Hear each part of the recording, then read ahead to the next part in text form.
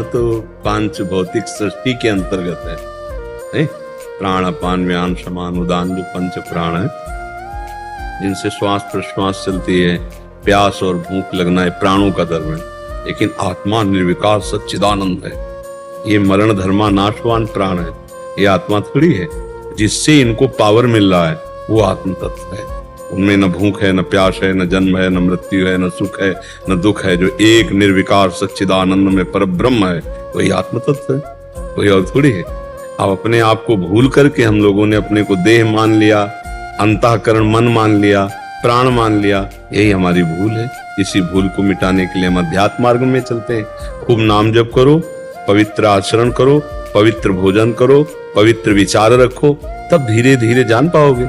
कई बार सत्संग में कहा, एकांतिक में कहा कि जैसे निर्मल और शांत जल, तो नीचे क्या है आप देख लोगे।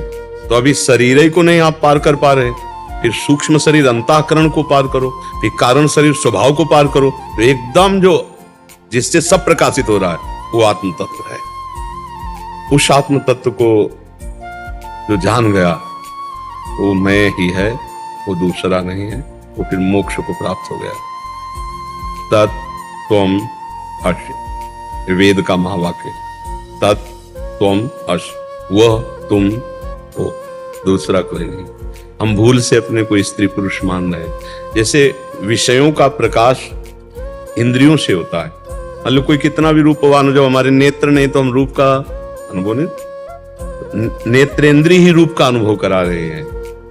पदार्थों के स्वाद का अनुभव रसेंद्री करा रहे हैं, शब्द संगीत आदि का श्रवणेंद्री करा रहे हैं। लेकिन इसको जो पावर मिलता है वो मन से मिलता है।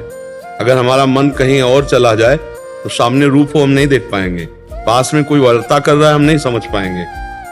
मन को जो पावर मिल रहा है वो बुद्धि से मिल रहा है। अगर हमारी बुद्धि कहीं और लगी हो तो मन और इंद्रिया अनुभव नहीं कर सकती, और जो बुद्धि को प्रकाश मिल रहा है वो आत्म तत्व से मिल रहा है। सबकर परम प्रकाशक जोई।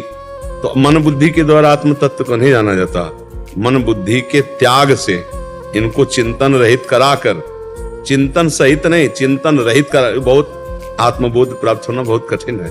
ज्ञान के पंथ कृपाण के धारा, परत खगेश लगे नहीं बारा। इसीलिए भगवान का भजन किया जाता है। भगवान जब अनुभव करा देते हैं तो सहज में करा देते हैं। तो नाम जप करो, भगवद आश्रित रहो। प्राण और आत्मा में बहुत बड़ा अंतर है। ये मायाकृत है, वो मायातीत है, समझ रहे ना? मायातीत और मायाकृत में बड़ा अंतर है। नाम जप करो, पवित्र भोजन करो, पवित्र आचरण, पवित्र विचार, तब समझ पाओगे।